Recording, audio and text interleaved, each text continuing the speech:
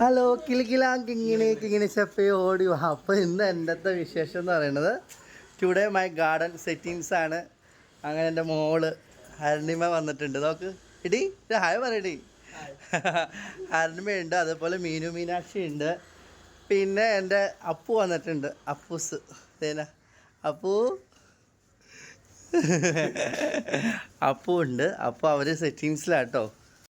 എനിക്ക് കുറേ ചെടികളുണ്ടായിരുന്നു, പക്ഷേ ചെടികളൊക്കെ കൂട്ടം കൂടി നിൽക്കുകയും അങ്ങനെയൊക്കെ ആയതുകൊണ്ട് നമ്മുടെ മീനു മീനാക്ഷിക്ക് ഇന്നൊരു ആഗ്രഹം ഗാർഡൻ സെറ്റ് ചെയ്യണമെന്ന്.